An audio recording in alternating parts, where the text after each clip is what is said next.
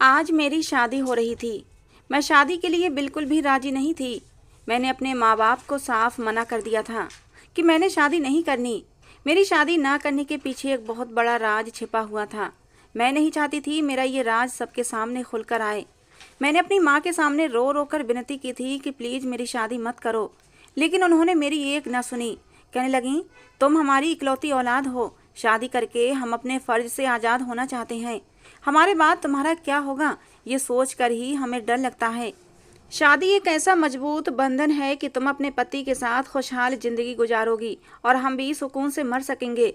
मेरी जिद को देखते हुए मेरी माँ ने मेरे सामने हाथ भी जोड़ दिए थे। मैं अपनी माँ को यूँ रोते हुए नहीं देख सकती थी। मजबूरी में सही, लेकिन मैं इस रिश्ते के लिए हाँ कर चुकी थी।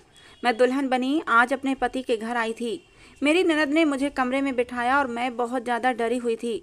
मुझ पर इस कदर डर था कि मेरे दिल की धड़कनें तेजी से चल रही थीं। मेरा पूरा शरीर कांप रहा था। मेरे हाथ ठंडे हो रहे थे। जैसे जैसे समय गुजर रहा था, मेरा डर बढ़ता ही जा रहा था कि कुछ ही देर में मेरा पति अंगद कमरे में आ जाएगा। और ये सोचकर ही मेरी जान निकल रही थी कि फिर उसके बाद क्या होगा। मैं अभी अपनी इन्हीं सोचों का ताना बाना बुन रही थी कि कमरे का दरवाज़ा खुला था। सामने मेरा पति अंगद खड़ा था। उसे देखकर तो जैसे मुझे लगा मेरा अगला सांस ही नहीं आएगा, क्योंकि दिल में कुछ होने लगा था। उसने एक नज़र मुझे देखा। पता नहीं क्यों उसके माथे पर बल पड़े हुए थे। वो अभी तक कमरे के दरवाजे पर ही खड़ा हुआ था। कमरे का दरवाज़ा उसने ज़ोर से बंद किया और फिर से बाहर चला गया। मेरा दिल तो जैसे दरवाज़ा बंद होने पर यूं हुआ था जैसे सीने में थम जाएगा। अभी कुछ ही देर हुई थी कि मेरे कमरे का दरवाज़ा दोबारा खुला तो मेरी जेठानी बदहवासी के आलम में अंदर दाखिल हुई थीं। उनके हाथ में एक सफ़ेद रंग की चादर थी। कहने लगी, एक तो शादी के हंगामों में मैं भूल ही गई थी। अंगद ने तो 10 मिनट के अंदर अंदर मुझे मेहमानों के सामने ही बेइज्जत करके रख दिया। चलो उठो जरा, बेड की चादर बदल दूं। मैं बेड से उतरी। उन्होंने चादर उतार कर सोफे पर रखी और बेड पर सफ़ेद रंग की चादर बिछा दी। ये देखकर तो जैसे मेरा दिल किसी ने मुट्ठी में दबोच लिया था। कहने लगी, शादी के हंगामों में इंसान की मत ही मारी जाती है। 2 मिनट के अंदर अंदर उन्होंने बेड पर सफ़ेद रंग की चादर बिछा दी थी। कहने लगी, अंगद इस मामले में बड़ा ही बहमी है।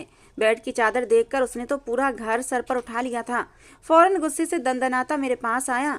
कहने लगा, भाभी, मैंने आपको पहले ही कहा था कि मेरे बेड पर शादी की पहली रात सफ़ेद चादर बिछा देना, और अब मैं कमरे में देख कर आ रहा हूँ कि बेड पर सफ़ेद चादर नहीं है। अब मुझे कैसे पता चलेगा कि लड़की कुंवारी है या फिर चरित्रहीन है।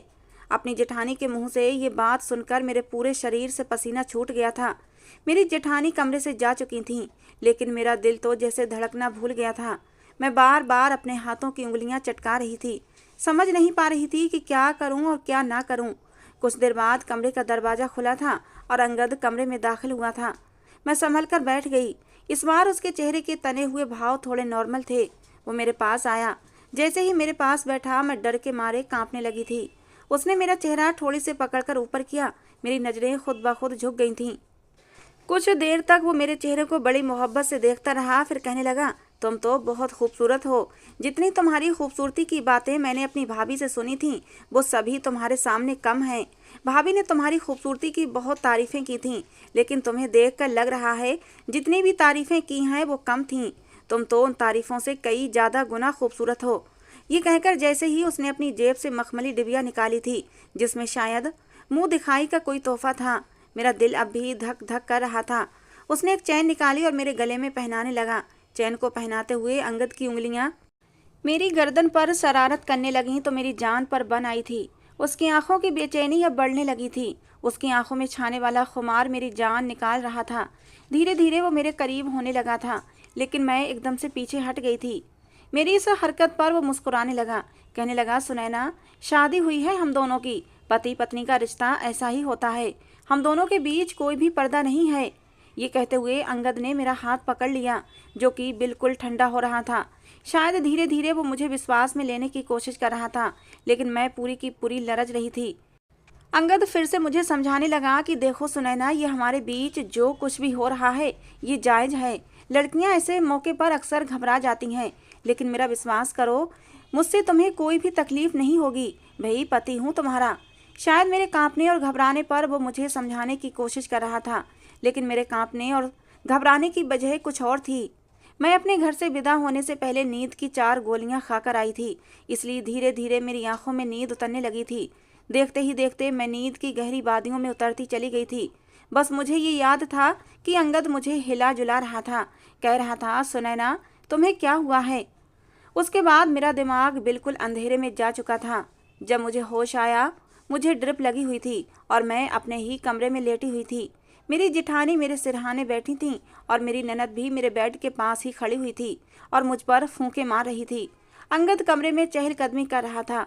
ये सब देखकर मैंने उठकर बैठने की कोशिश की तो मेरी जिठानी कहने लगी, लेटी रहो। डॉक्टर भी कमरे में मौजूद थी। उसने मुझे होश में आते देखा तो कहने लगी, जैसे ही ड्रिप खत्म हो अंगद से कहिएगा कि ड्रिप उतार दें। फिर उसने मुझे कुछ मेडिसिन लिखकर दे दी और कहने लगी कि इन्हें रेगुलर इस्तेमाल करवाना। जल्दी ही डॉक्टर कमरे से जा चुकी थी। मेरी जेठानी कहने लगी, मैं तुम्हारे लिए दूध का गिलास लाती हूँ। ये कहकर वो भी कमरे से निकल गईं। पीछे पीछे मेरी ननद भी चली गई थी। मैंने अंगद की तरफ देखा तो उसके माथे पर बल पड़े हुए थे। गुस्से से कमरे के चक्कर काट रहा था। मैंने घड़ी की तरफ देखा, सुबह के 6 बजने वाले थे। मैं अभी तक दुल्हन के जोड़े में थी, लेकिन उसने अपने कपड़े बदल रखे थे। मेरे पास आया और मुझे गुस्से से घूरने लगा। कहने लगा, ये क्या तमाशा था, तुमने रात को नींद की गोलियां खाई थीं? मैंने कोई जवाब नहीं दिया। मैं नजरें चुराने लगी। वो कहने लगा, आर यू मैड? सुनैना तुम पागल हो, तुम्हारा दिमाग तो खराब नहीं था। मैंने कहा, मेरे पास कोई रास्ता नहीं था, मुझे माफ़ कर दें, क्योंकि मुझे शादी से डर लगता है। मेरी बात सुनकर वो मुझे देखता रहा। फिर कहने लगा, तो इस बात का ये हल था कि तुमने पूरी रात हम सबको परेशान कर दिया। कोई भी लड़की अपनी शादी की रात नींद की गोलियां खाकर नहीं आती। हर लड़की की ही शादी होती है और शादी की रात कुछ ना कुछ घबराहट होती है, क्योंकि वो एक नए रिश्ते में बंधने जाती है और पति से उसका संबंध काफ़ी गहरा होता है। लेकिन कोई भी लड़की नींद की गोलियां नहीं खाती। मेरी ड्रिप ख़त्म हो चुकी थी। अंगद ने मेरी ड्रिप उतार दी और मुझे प्यार से समझाने लगा। कहने लगा, आज की रात के लिए मैंने बहुत से सपने अपनी आंखों में सजाए थे, लेकिन मुझे लगता है जैसे तुम्हें कुछ समय दे देना चाहिए ताकि तुम दिमागी तौर पर इस रिश्ते के लिए तैयार हो जाओ, क्योंकि रात वाली हरकत मैं दोबारा नहीं चाहता। ये सुनकर मैं कुछ देर के लिए रिलैक्स हो गई थी। मैं यही तो चाहती थी कि वो मेरे करीब ना आए, मुझसे कोई रिश्ता ना बनाए, क्योंकि इसके पीछे बहुत बड़ी वजह थी। लेकिन ये कब तक मुमकिन था? वो मुझे कितना समय दे सकता था? कम से कम 4 दिन, 1 हफ्ता या ज़्यादा से ज़्यादा 1 महीना दे सकता था। उसकी आंखों की बेचैनियां देखकर मैं समझ नहीं पा रही थी कि मैं कैसे इस इंसान के उमड़ते मचलते जज्बातों को रोक सकती हूँ। वो मेरे चेहरे को बड़ी गौर से देख रहा था और मैं बदहवास थी। न मेरे दिल में कोई उमंग थी, ना ही ये शादी मेरी मर्जी से हुई थी। ये एक जबरदस्ती का बंधन था। खैर, मेरा सारा डर उस बेडशीट को लेकर था जो मेरे लिए मौत का पैगाम लेकर आती थी। अगर रात को मैंने नींद की मेडिसिन न खाई होती तो। अंगद कहने लगा, कितनी खूबसूरत और मासूम हो, तुम्हें देखकर मेरा दिल बेईमानी करने पर मुझे उकसाने लगता है। लेकिन खैर, तुम्हारा ख्याल तो रखना ही पड़ेगा, क्योंकि ये मेरी जिम्मेदारी है। ये कहकर वो वहाँ से उठकर चला गया था। कुछ देर बाद मेरी जेठानी मेरे लिए दूध का गिलास ले आई। मुझे दूध पिलाकर उन्होंने मुझे सोने के लिए कह दिया। मैं दोबारा से लेट गई और सो गई। मेरी ससुराल में ज़्यादा लोग नहीं थे। मेरी एक ननद थी, वो भी शादीशुदा थी। मेरे जेठ और जेठानी थे, वो भी अपने अलग घर में सेटल थे। अभी सिर्फ शादी के लिए इस घर में आए हुए थे। मेरी जेठानी और मेरी ननद का व्यवहार मेरे साथ बहुत ही अच्छा था। अंगद ने 2-3 दिन मुझे कुछ भी नहीं कहा था।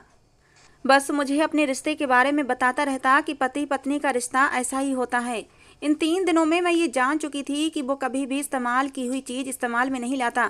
कहता, मुझे नफरत है ऐसी चीज़ों से जो किसी और की इस्तेमाल की गई हों। एक बार खाने के बीच मेरे जेठ ने अंगद के गिलास से पानी पी लिया और वही गिलास मेरे जेठ ने अंगद के सामने दोबारा रख दिया। लेकिन मैंने देखा कि अंगद ने दूसरा गिलास उठाया और उसमें पानी पिया था। यहाँ तक कि एक बार तो मैंने उसका तौलिया इस्तेमाल कर लिया तो वो मुझ पर ही गुस्सा होने लगा। कहने लगा कि कोई मेरी चीज़ों को इस्तेमाल करे तो मुझे बहुत गुस्सा आता है।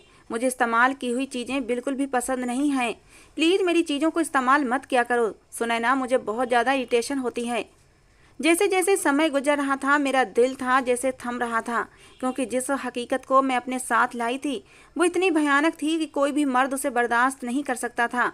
और अंगद की आदत जिस तरह की थी, मेरा दिल उस वक्त यही सोचकर कांपने लगता कि जब वो मुझसे दोबारा अपने रिश्ते के हक को वसूल करेगा तो उस समय मैं क्या करूँगी, उस वक्त मैं कैसे अपना बचाव करूँगी। यही सोचकर मेरा दिल दहलने लगता था। मेरी शादी को 8 दिन गुजरे तो मैंने घर का काम भी करना शुरू कर दिया था, खाना भी बनाने लगी थी। अब तो मेरी जेठानी भी अपने घर जा चुकी थी। शाम को जब अंगद अपने ऑफिस से वापस आया तो खाने के बीच मुझे ही देख रहा था। खाने के बाद मैं किचन में जाकर बर्तन धोने लगी, वो मेरे पीछे ही आ गया। कहने लगा, बहुत जालिम हो, 10 दिन गुजर गए हैं हमारी शादी को, लेकिन तुम्हें मेरा बिल्कुल भी ख्याल नहीं है कि मैं तुम्हारे बिना कैसे रहता हूँ। वो मेरे पास आ गया, मेरे हाथ में पकड़े बर्तन उसने सिंक में रखे और कहने लगा, छोड़ो ये सब और मेरे साथ कमरे में चलो। वो मेरा हाथ थामे मुझे कमरे तक ले जाने लगा। कमरे का दरवाज़ा बंद करके उसने कुंडी लगा दी और मैं यूं थी जैसे थर थर कांपने लगी थी। मेरी धड़कनें बुरी तरह से चल रही थीं। मुझे घुटन का एहसास हो रहा था। मेरी हालत धीरे धीरे खराब होने लगी थी। मेरे डर को देखकर उसने मुझे बेड पर बिठाया और कहने लगा, आखिर तुम्हें प्रॉब्लम क्या है सुनैना? कोई भी लड़की ऐसा नहीं करती जैसा तुम कर रही हो। वैसे तो तुम ठीक ठाक रहती हो, भाभी के सामने भी अच्छी भली बातें करती थीं, घर के काम भी कर रही हो, सब कुछ कर रही हो, लेकिन तुम्हें मेरा एहसास नहीं है। जब भी मैं तुम्हारे करीब आने की कोशिश करता हूँ तुम बुरी तरह से कांपने लगती हो। ऐसा कब तक चल सकता है? मैंने कहा, मुझे डर लगता है। कहने लगा, मैं किस लिए हूँ? तुम्हारा सारा डर खत्म कर दूंगा, तुम्हें जरा भी तकलीफ नहीं होने दूंगा। ये कहकर उसने मेरे चेहरे पर आई लट अपनी उंगलियों से पीछे की थी।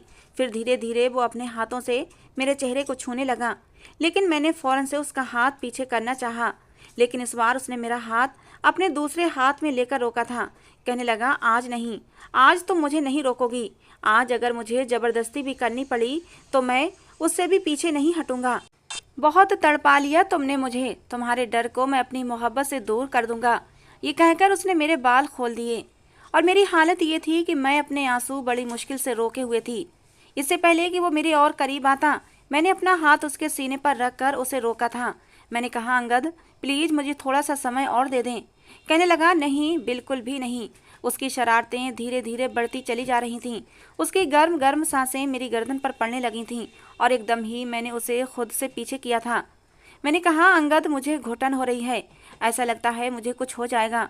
मेरी बात सुनकर कहने लगा, अच्छा क्या हो जाएगा तुम्हें? बेहोश हो जाओगी? ठीक है, हो जाओ बेहोश, लेकिन होश में आने के बाद भी मैं तुम्हारे साथ वो सब कुछ करूँगा जिसका मैं हक रखता हूँ। मैं रोने लगी, उसे खुद से दूर करने लगी। मेरी हालत और भी ज़्यादा बिगड़ने लगी, लेकिन वो मुझे छोड़ने को तैयार नहीं था। अब वो मेरे बेहद करीब आ चुका था, मुझे अपनी बाहों में समेट चुका था। मैं अब कुछ भी नहीं कर सकती थी। मैंने खुद को उसके हवाले कर दिया, लेकिन एकदम ही जैसे उसे कुछ याद आया, वो फौरन से मुझसे पीछे हटा कहने लगा, वो सफ़ेद चादर तो बिछाना ही भूल गया। ये सफ़ेद चादर मेरे लिए मौत का संदेश था। इससे पहले वो मेरे पास से जाता, मैंने उसका हाथ पकड़ लिया। मैंने कहा, प्लीज़ मुझे छोड़कर मत जाओ, मुझे डर लगता है। मेरी बात पर वो हैरत से मुझे देखने लगा।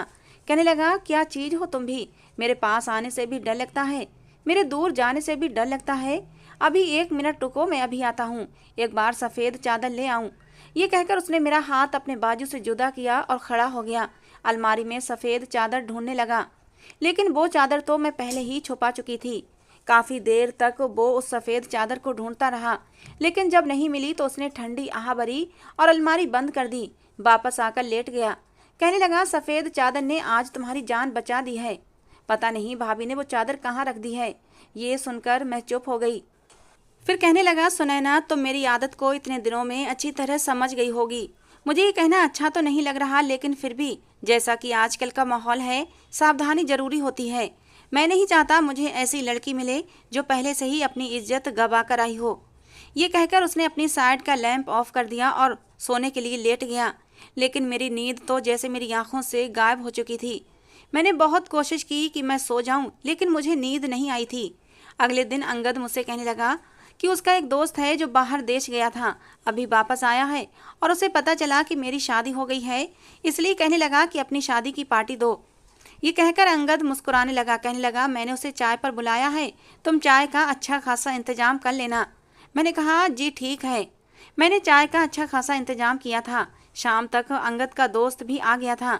मैंने किचन में सब कुछ तैयार कर रखा था। अंगद किचन में आया, चाय लेकर अपने दोस्त के सामने रख दी, लेकिन अंगद मुझे भी बुलाने लगा। कहने लगा, तुमसे मिलना चाहता है। मैंने कहा, मैं क्यों किसी अजनबी से मिलूं, वो आपका दोस्त है। वो कहने लगा कि वो मेरा दोस्त है और बहुत ही अच्छा दोस्त है, इसलिए तुम्हें उसे अजनबी कहने की कोई ज़रूरत नहीं है। बहुत ही अच्छा शरीफ लड़का है। उसने मेरा हाथ पकड़ा और मुझे ड्राइंग रूम में ले जाने लगा, लेकिन ड्राइंग रूम में जाने से पहले ही उसके दोस्त पर मेरी नज़र पड़ी थी और मेरे होश उड़ गए थे। ऐसा लगा कि जैसे ज़मीन आसमान मेरी आंखों के सामने घूम गए थे। मेरी आंखों के नीचे अंधेरा छा गया था। मैं वहीं की वहीं बैठ गई। अंगद कहने लगा, सुनैना क्या हुआ तुम्हें? चलो मेरे दोस्त से एक मुलाकात कर लो, वो तुम्हें देखना चाहता है। मैंने कहा, अंगद पता नहीं क्यों मेरा सर चकरा रहा है, मैं कुछ देर अपने कमरे में आराम करना चाहती हूँ। मेरी हालत को देखते हुए अंगद ने मुझे कुछ और नहीं कहा और ख़ुद ही अपने दोस्त के पास चला गया और मैं कमरे में चली आई। मेरे डर की असली वजह वही तो इंसान था जो अभी अभी अंगद का दोस्त बना ड्राइंग रूम में बैठा था। मैं फूट फूट कर रोने लगी। यही कड़वी हकीकत थी जिसे मैं भूल जाना चाहती थी, लेकिन किस्मत को कुछ और ही मंजूर था। रौनक से मेरी पहली मुलाकात एक स्टोर पर हुई थी। हम दोनों ही न्यू ईयर का कार्ड लेना चाहते थे और इत्तेफाक ऐसा था कि वो कार्ड बस एक ही था जिस पर हमारी बहस हुई थी। न्यू ईयर का वो कार्ड ऐसा था कि हम दोनों को वही कार्ड पसंद आया था। सेम वैसा ही कार्ड दूसरा उस शॉप पर नहीं था। हम दोनों उस कार्ड को लेकर बहस करने लगे थे, लेकिन थोड़ी देर के बाद रौनक ने वो कार्ड मुझे दे दिया था, लेकिन उस कार्ड पर उसने अपना नाम और नंबर भी लिख दिया था। जब मैंने घर आकर देखा तो उसका नाम और फ़ोन नंबर लिखा हुआ था। काफ़ी खूबसूरत नौजवान था, लेकिन खैर मुझे उसकी इस हरकत पर गुस्सा आया था क्योंकि अब वो कार्ड मेरे किसी भी काम का नहीं था। अगर मैं अपनी फ्रेंड को वो कार्ड देती तो उसे उस कार्ड पर उस लड़के का नाम और फ़ोन नंबर लिखा हुआ था, तो मैं वो कार्ड अपनी फ्रेंड को नहीं दे सकती थी। मैंने गुस्से में उस नंबर को डायल किया और उसे डांटने लगी कि तुमने अपना नंबर इस कार्ड पर क्यों लिख दिया, अब ये मेरे किसी भी काम का नहीं है। खैर यहीं से हमारी बातों का सिलसिला शुरू हुआ था, जो बढ़ते बढ़ते बहुत आगे तक चला गया था। मुझे रौनक से मोहब्बत हो गई थी और वो भी तो मुझसे मोहब्बत करने लगा था। पहले तो हमारे बीच सिर्फ बातें होती थीं, लेकिन धीरे धीरे वो मेरी तारीफ़ें करने लगा कि पहली नज़र में ही तुम मुझे बहुत अच्छी लगी थीं और जानबूझकर मैंने तुमसे बहस शुरू की थी। मुझे उस कार्ड से कोई दिलचस्पी नहीं थी, मैं चाहता तो दूसरा कार्ड भी ले सकता था। मुझे दिलचस्पी तो तुमसे थी, इसीलिए मैंने अपना नंबर लिखकर दे दिया था। पहले तो मेरा इरादा उससे सिर्फ दोस्ती करने का था, जैसा कि मेरी दोस्तों ने भी कर रखी थी, लेकिन मैं नहीं जानती थी ये दोस्ती मोहब्बत में बदल जाएगी और वो मुझे बहुत प्यारा हो जाएगा। 6 महीने में ही हमारा ये हाल था कि हम एक दूसरे के बगैर रह नहीं सकते थे। हमारे बीच अब किसी भी बात का कोई पर्दा नहीं रहा था। हम एक दूसरे से हर तरह की बातें शेयर करने लगे थे, वो बातें भी जो हमें नहीं करनी चाहिए थीं। शैतान जब इंसान पर हावी होने लगता है तो उसकी अक्ल ख़त्म हो जाती है। हमारे साथ भी ऐसा ही हुआ था। धीरे धीरे मैं बहकने लगी थी, अपनी राह से भटकने लगी थी। शायद ये उम्र ही कुछ ऐसी जज्बाती उम्र होती है। उस समय मैं इंटर क्लास में थी और मेरी उम्र उस समय 17 साल थी। ये ऐसी नाजुक उम्र होती है कि लड़कियां बहुत जल्दी अपनी राह से भटक जाती हैं। एक बार मुझे रौनक ने मिलने के लिए बाहर बुलाया था। मेरा अपना खुद ये हाल था कि अब बातों से मन नहीं भरता था। मैंने सोचा कि एक मुलाकात कर लेनी चाहिए और मैं उससे मिलने के लिए चली गई थी। एक दूसरे को देखकर हमारे जज्बात उभरने लगे थे, बेकाबू होने लगे थे। मुलाकातों का सिलसिला जारी हो गया था और एक बार वो सब कुछ हो गया जो नहीं होना चाहिए था। मैं तो उस दिन कॉलेज के लिए निकली थी, लेकिन असल मकसद तो रौनक से मुलाकात करना था। पहली मुलाकात में हम एक कैफ़े में मिलते थे। एक दूसरे को देखकर हमारा मन नहीं भरता था, हम एक दूसरे के और भी करीब होना चाहते थे। मैं इस बार रौनक से यही कहना चाहती थी कि वो अपना रिश्ता मेरे लिए भेज दे। हालांकि चाहत तो उसकी भी यही थी। वो मुझे अपने एक दोस्त के फ्लैट पर ले गया। हालांकि अकेले फ्लैट में मुझे थोड़ी घबराहट हो रही थी, लेकिन धीरे धीरे मेरी घबराहट कम होने लगी थी। रौनक मुझे बताने लगा कि मैं अपने बड़े भाई के पास इटली जा रहा हूँ। 3 साल बाद वापस लौटूंगा और फिर तुम्हारा रिश्ता मांग लूँगा। 3 साल में मैं अच्छा भला सेटल हो जाऊँगा तो तुम्हारे घर वाले रिश्ते पर ऐतराज़ नहीं करेंगे। रौनक की बातें सुनकर मेरी आंखों से आंसू बहने लगे थे। मैंने कहा, रौनक मैं 3 साल कैसे गुजारूंगी तुम्हारे बगैर, मैं तो मर जाऊंगी। आंखें तो उसकी भी नम थीं। पता ही नहीं चला कि मैं कब रोते रोते उसके करीब हो गई थी। मैंने उसके कंधे पर सर रख दिया और रोने लगी थी। हम दोनों का ही ये मिलन पहला मिलन था। रौनक की ज़िंदगी में भी मुझसे पहले कोई लड़की इतने करीब नहीं हुई थी और ना ही मेरी ज़िंदगी में कोई लड़का आया था। वो मुझे तसल्ली देने लगा, कहने लगा, तुम परेशान मत हो, अभी मेरे पास कोई नौकरी नहीं है और तुम्हारे माँ बाप भी बिना नौकरी के मुझे तुम्हारा रिश्ता नहीं देंगे।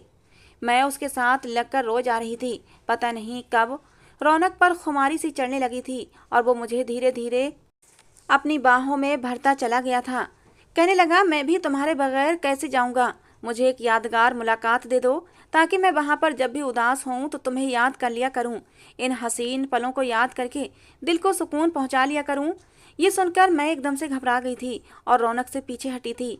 मैंने इनकार किया, लेकिन उसकी मोहब्बत के सामने मैं भी बेबस हो गई थी। मैं उसे ज़्यादा मना नहीं कर पाई। धीरे धीरे हम बेहद करीब होते चले गए और मुझे खुद ही अंदाज़ा नहीं हुआ वो मुलाकात मेरी ज़िंदगी भर का रोग बन चुकी थी। जब जज्बातों का तूफान ठंडा हुआ तो मैं अपना सब कुछ खो बैठी थी। मैं बस रोए जा रही थी। वो शर्ट पहनते हुए कहने लगा, मैं तुमसे कभी भी बेवफाई नहीं करूँगा। मैंने कहा, रौनक मुझे डर लग रहा है, अगर देर हो गई तो मैं क्या करूँगी। कहने लगा, तुम्हें कुछ नहीं होगा, अभी तुम सिर्फ इंटर में हो, जब तक तुम्हारी पढ़ाई पूरी होगी मैं वापस आ जाऊँगा, बल्कि इससे पहले ही वापस आ जाऊँगा। बस तुम शादी मत करना और मेरा इंतज़ार करना। ये कहकर वो चला गया था, लेकिन वो नहीं आया। पहले पहले तो वो मुझसे बातें कर लिया करता था, लेकिन धीरे धीरे फिर उसकी कॉल भी आनी बंद हो गई थी। उसका फ़ोन भी बंद जाने लगा। बहुत कांटेक्ट करने की कोशिश की, लेकिन उससे कोई भी बात नहीं हो पा रही थी। 4 साल तक मैंने उसका इंतज़ार किया था, लेकिन वो नहीं आया। मैं 21 साल की हो चुकी थी और मेरे रिश्ते आने लगे थे। मैं अपने माँ बाप को कभी कोई बहाना कर देती और कभी कोई बहाना कर देती, लेकिन अंगद के रिश्ते में ऐसी कोई कमी नहीं थी कि मैं इनकार कर सकती। वो खूबसूरत था, हैंडसम लड़का था, उसमें कोई भी कमी नहीं थी। फिर मैं कैसे इनकार करती। मेरे माँ बाप ने मेरी उससे शादी कर दी और मैं उसकी पत्नी बनकर उसके घर आ गई। लेकिन जैसे ही शादी की पहली रात सफ़ेद चादर बिछाई गई, मैं अजीब घबराहट में घिर गई थी, क्योंकि वो जान जाता कि मैं पवित्र नहीं हूँ। और अब तो रौनक मेरे सामने आकर खड़ा हो गया था। वो क्यों आया था? जब 4 साल में नहीं आया तो अब क्यों मेरी ज़िंदगी बर्बाद करने आ गया था? मैं तो पहले से ही बड़ी मुश्किल में अपनी ज़िंदगी गुजार रही थी। मेरा पति मुझे बिना सफ़ेद चादर के अपनाने के तैयार नहीं था। उसे मेरी पवित्रता का सबूत चाहिए था, जो मैं खो चुकी थी। शाम से रात हो गई थी। अंगद कमरे में आया तो मुझे रोता देखकर पूछने लगा। मैंने कहा, मेरे सर में बहुत दर्द है। कहने लगा, चलो मैं तुम्हें डॉक्टर के पास लेकर चलता हूँ। मैंने मना कर दिया। मैंने कहा, मैं टैबलेट खा लूँगी और कुछ ही देर में ठीक हो जाऊँगी। वो कहने लगा, रौनक मेरा बहुत गहरा दोस्त है, मैं चाहता था तुम भी हमारे साथ बैठकर बातें करती। फिर अंगद कहने लगा, जानती हो सुनैना, मेरे दोस्त रौनक के साथ बहुत बुरा हुआ है। मैंने कहा, क्यों, क्या हुआ? कहने लगा, उससे एक लड़की से मोहब्बत हुई थी, लेकिन उस लड़की ने उसे धोखा दे दिया। वो तो उस लड़की की खातिर विदेश भी चला गया था ताकि खुद को सेटल कर सके और उस लड़की से शादी कर सके, लेकिन उस लड़की ने उसे धोखा दिया। वो जहाँ गया था वहीं उसका एक्सीडेंट हो गया, जिसमें उसकी एक टांग भी खराब हो गई। वो अब भी स्टिक के सहारे चलता है। इस एक्सीडेंट में उसका मोबाइल भी किसी ने उठा लिया था और उसे वापस नहीं मिला, इसलिए उस लड़की से दोबारा बात नहीं कर पाया। जिस कंपनी में उसे नौकरी मिली थी उन्होंने ही उसका इलाज करवाया था, लेकिन उसे 4 साल के लिए कैद कर लिया था कि जैसे ही वो ठीक होगा दोबारा से नौकरी ज्वाइन करेगा और 4 साल तक वापस हिंदुस्तान नहीं जा सकता। उस लड़की से वो चाह कर भी कोई बात नहीं कर पा रहा था, क्योंकि उसका फ़ोन नंबर उसी फ़ोन में था जो एक्सीडेंट की वजह से वहीं मौके पर किसी ने उठा लिया था। जब वापस आया तो उसे पता चला कि उस लड़की की शादी हो चुकी है। उस लड़की ने उसके साथ बेवफाई की, उसका इंतजार तक नहीं किया, बस यही बताने के लिए आया था। फिर कहने लगा कि तुम्हें पता है मैं शादी की रात सफ़ेद चादर क्यों बिछाना चाहता था? मैंने पूछा, क्यों? कहने लगा, उस लड़की ने मोहब्बत में रौनक के साथ सारी हदें पार कर दी थीं और फिर किसी दूसरे के साथ शादी करके खुशी खुशी अपनी ज़िंदगी गुजार रही है, अपने पति को धोखा दे रही है।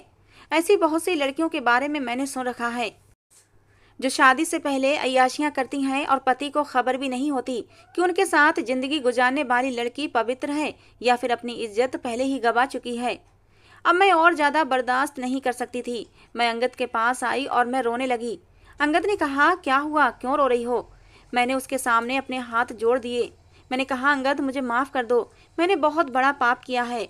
मैं तुमसे अब और ज़्यादा झूठ बोलकर ज़िंदगी नहीं गुजार सकती। मैंने अंगद को सब कुछ सच सच बता दिया। वो हैरत से मुझे देख रहा था।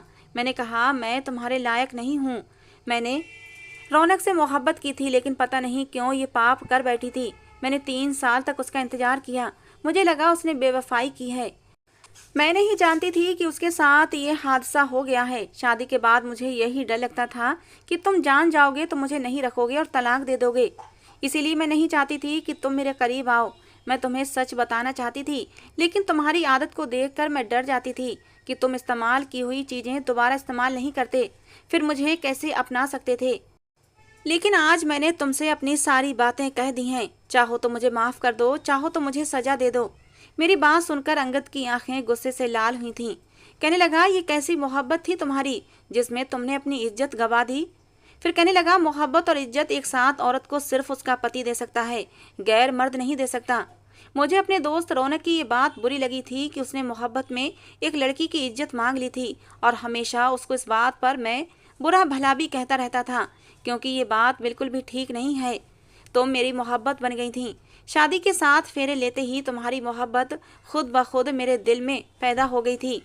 हाँ, मैं मानता हूँ मुझे इस्तेमाल की हुई चीज़ें पसंद नहीं हैं, लेकिन तुम कोई चीज़ नहीं बल्कि मेरी पत्नी हो।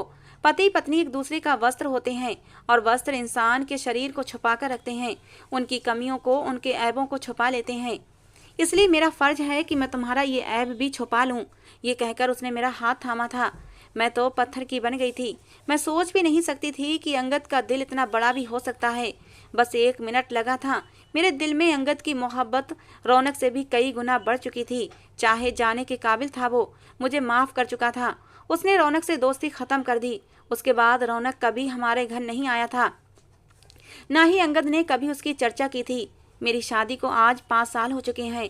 हमारा एक प्यारा सा बेटा भी है। अंगद ने कभी मुझे मेरे अतीत के हवाले से ताना नहीं दिया, और मेरा तो ये हाल है कि मैं अंगद की दीवानी हो चुकी हूँ। उसकी ज़बान से निकला हर शब्द मेरे लिए हुक्म का स्थान रखता है। असल मोहब्बत वही है जो अपने पति से की जाती है, क्योंकि वो आपको मोहब्बत के साथ साथ इज्जत भी देता है। दूसरी मोहब्बतों की तरह मोहब्बत के बदले इज्जत नहीं मांगता। भगवान के लिए अपने पति से मोहब्बत करें, ना कि गैर मर्द की 4 मोहब्बत की भरी बातें सुनकर अपनी इज्जत को दांव पर लगाएं। दोस्तों, हमारी कहानी कैसी लगी ज़रूर बताना। कहानी को लेकर अपनी राय ज़रूर दिया करें दोस्तों कि आपको हमारी कहानी कैसी लगती है। कहानी पसंद आई हो तो प्लीज़ लाइक करना। रोज़ एक नई कहानी सुनने के लिए हमारे चैनल को भी सब्सक्राइब करना। मिलते हैं दोस्तों अगली किसी नई कहानी के साथ।